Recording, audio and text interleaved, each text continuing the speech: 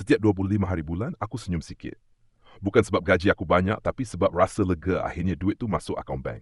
Tapi itu cuma sekejap saja. Dalam hati aku dah tahu yang duit ni akan hilang macam angin. Macam biasa, esok lusa aku dah mula rasa sempit balik. Aku kerja biasa-biasa saja di sebuah pejabat kecil di tengah bandar Kuala Lumpur. Setiap hari aku keluar rumah awal pagi, naik LRT yang penuh sesak dengan penumpang lain. Bau kopi, bau peluh, bunyi-bunyi bising kota. Semua jadi latar belakang rutin aku yang hampir sama setiap hari. Kadang-kadang aku singgah beli kopi Starbucks yang tak berapa mampu aku bayar, tapi aku cuba bagi diri aku ganjaran kecil. Layan sikitlah, aku kata pada diri sendiri. Walaupun tahu kopi tu sebenarnya mewah untuk bajet aku. Rumah aku kecil, sewa pun bukan murah sebab dekat dengan tempat kerja. Aku kongsi bil dengan 2 orang kawan serumah. Tapi bila semua ditolak, duit yang tinggal tetap tak banyak. Setiap bulan, lepas bayar sewa, bil elektrik, air dan internet, aku cuma ada sedikit lagi untuk makan dan belanja harian. Kadang-kadang aku terpaksa berhenti beli makan tengah hari luar dan bawa bekal supaya tak boros. Tapi bukan aku saja yang bergantung pada gaji ni. Mak aku kat kampung, adik-adik yang masih belajar di sekolah dan kolej, semuanya harap aku. Aku hantar duit setiap bulan untuk beli barang dapur, bayar bil elektrik rumah dan juga untuk tabung pendidikan adik-adik. Kadang-kadang bila adik sakit, aku juga kena tanggung kos rawatan di klinik. Semua ni membuatkan aku rasa bertanggungjawab. Tapi pada masa yang sama, aku rasa berat. Minyak naik, harga barang pun makin mahal. Sebelum ni, aku boleh beli nasi lemak, teh tarik dan goreng pisang kat kedai biasa untuk sarapan. Sekarang aku terpaksa berhitung, pilih menu yang murah. Kalau dulu aku boleh keluar jumpa kawan hujung minggu, sekarang aku lebih banyak duduk rumah sebab tak mahu membazir duit. Dalam masyarakat kita, ada tekanan untuk hidup macam orang lain juga. Bila kawan-kawan beli telefon baru, kereta baru, pakai baju jenama, aku rasa macam tertinggal. Tapi aku tahu, aku tak mampu. Tapi sebab takut orang pandang rendah, aku cuba juga simpan duit untuk ikut gaya hidup tu. Kadang-kadang aku guna kad kredit atau pinjam sikit untuk ikut trend tu. Tapi bila bil sampai, aku mula rasa stres yang lebih besar. Aku rasa aku hidup untuk kerja, tapi kerja tu tak bagi aku hidup. Satu hari, hujan lebat turun waktu petang. Aku duduk di tepi jalan selepas habis kerja. Aku keluarkan telefon, cek akaun bank. 200 saja tinggal. Hari baru masuk hari ke-10 bulan. Aku mula kira satu-satu macam mana nak bayar sewa bulan depan, bil telefon, makanan dan juga sedikit untuk mak. Perasaan itu buat aku rasa kosong dan lemah. Aku tahu kalau aku tak buat sesuatu, bulan depan aku akan berada dalam keadaan yang sama atau lebih teruk. Tapi aku tak tahu dari mana nak mula. Aku pernah dengar orang cakap kena buat side income, tapi aku rasa aku tak pandai. Aku pernah cuba jual barang pre-loved, tapi macam tak cukup. Kadang-kadang aku rasa putus asa. Malam tu, aku duduk termenung. Kepala penuh dengan fikiran tentang duit, kerja dan masa depan. Aku takut, tapi aku juga ada sedikit harapan. Aku tahu aku tak boleh terus hidup macam ni. Aku kena cari jalan supaya hidup aku tak terbatas pada gaji tetap yang tak pernah cukup. Aku berjanji pada diri aku sendiri, esok aku akan cuba belajar lebih banyak tentang kewangan. Aku nak ubah keadaan. Aku nak cari jalan supaya aku tak rasa tersekat dan boleh bagi keluarga aku kehidupan yang lebih baik. Tapi aku tahu, perjalanan ni tak akan mudah. Ia perlukan kesabaran, usaha dan mungkin pengorbanan. Tapi malam itu, walaupun lelah, letih gua, aku menanam sedikit cahaya di hujung terowong. Aku mengagaki dat moet ik schrijven kitab, was stupid semua dan juga sebagian jam tulis untuk aku buat. Esok pagi, selepas janji pada diri sendiri, aku bangun dengan sedikit rasa berdebar. Aku tahu, hari ini aku kena mula buat sesuatu. Aku buka telefon, scroll YouTube dan mula cari video-video pasal pengurusan kewangan. Aku terjumpa satu podcast yang menarik. Seorang lelaki muda mungkin sebaik aku bercakap dengan tenang tentang bagaimana dia keluar dari kitaran gaji tetap yang tak cukup. Cara dia cerita macam cerita aku juga, buat aku rasa dia faham apa yang aku rasa. Selama ni aku ikut nasihat mak, kerja elok-elok, gaji tetap, nanti hidup senang.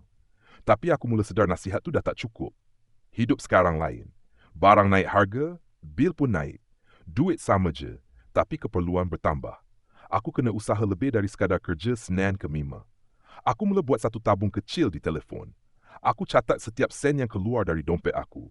Dari makan tengah hari kat kedai mama, beli air mineral, sampai ke langgan Netflix dan Spotify yang aku jarang sangat guna. Aku terkejut bila tengok 35% aku habis untuk perkara-perkara yang sebenarnya tak perlu. Rasa macam selama ni aku buang duit begitu saja. Tapi aku tak nak putus asa. Aku mula jual barang-barang lama aku dekat Carousel.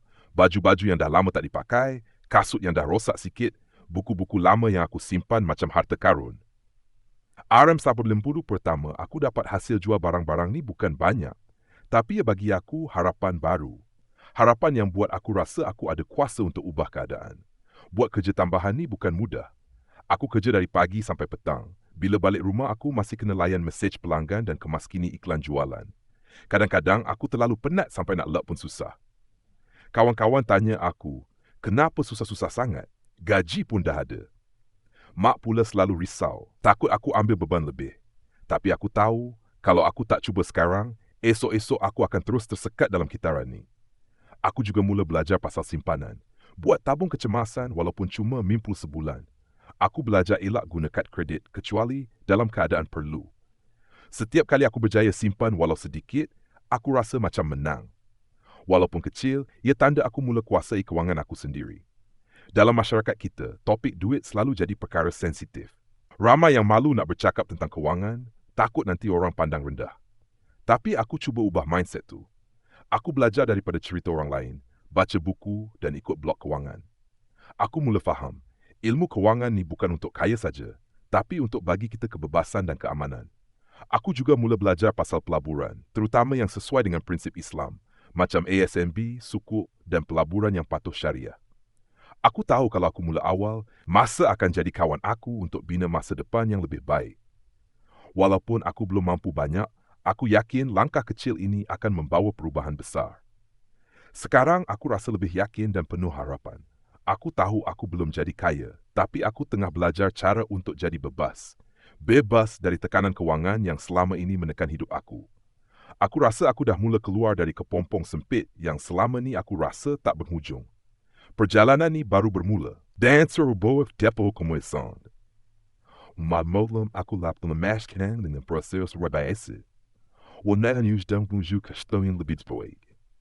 Bulan demi bulan berlalu, aku mula nampak perubahan kecil dalam hidup aku.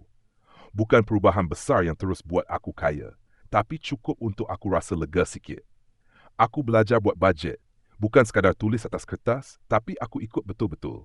Aku asingkan duit untuk keperluan simpanan dan juga sedikit untuk fun money supaya tak rasa terseksa. Automatik aku setkan pemindahan simpanan setiap bulan supaya aku tak terbiasa guna duit simpanan untuk benda lain. Aku mula potong langganan yang tak perlu. Tak ada lagi Netflix, Spotify atau makan luar tanpa sebab yang kukuh. Semua benda tu, walaupun kecil, sebenarnya kumpulan duit yang besar kalau aku jaga betul-betul. Aku juga berani ambil langkah lebih besar. Mula hantar permohonan kerja lain yang gaji lebih tinggi. Aku hantar resume ke beberapa syarikat, walaupun risau juga sebab aku dah biasa dengan kerja lama. Tapi aku tahu, kalau nak ubah hidup, aku kena keluar dari zon selesa. Bila dapat panggilan temuduga pertama, aku rasa macam tak percaya. Aku prepare sehabis baik, belajar soalan-soalan biasa dan cara jawab. Alhamdulillah, aku dapat kerja baru dengan gaji lebih baik. Walaupun bukan banyak sangat, tapi ia tanda aku tengah bergerak ke depan. Aku juga mula belajar tentang pelaburan yang patuh syariah. Aku buka akaun ASNB dan cuba fahamkan sukuk dan platform robo-advisor yang boleh bantu aku labur walaupun dengan modal kecil. Kadang-kadang aku rasa takut juga, takut rugi atau tersalah langkah, tapi aku cuba percaya proses. Yang paling penting, mental aku makin kuat. Aku rasa bebas, bukan kaya, tapi bebas buat pilihan dalam hidup. Bebas untuk fikir masa depan tanpa rasa tertekan dengan hutang dan kekangan kewangan. Aku mula kongsi cerita ni dengan adik aku yang masih belajar. Aku ajar dia untuk jangan ikut aku buat kesilapan yang sama. Aku nak dia belajar dari awal supaya tak tersekat macam aku dulu. Aku juga cuba bantu mak dengan sedikit duit lebih. Bukan kerana aku mampu beli mahal, tapi sebab aku nak mak rasa aku dah boleh tolong. Bila aku tengok ke belakang, aku sedar perjalanan ni bukan mudah. Aku dah lalui banyak pengorbanan, banyak malam berjaga dan hari yang penuh tekanan. Tapi aku tahu aku buat betul. Aku tak jadi kaya, tapi aku dah jadi merdeka. Merdeka dari rasa takut dan tersekat. Aku percaya setiap orang untuk ubah hidup. Kadang kita kena hadapi kesusahan yang terkuat dan pandai handai nikmat yang dah. Aku bukan saja je untuk hidup, hidup dengan harapan.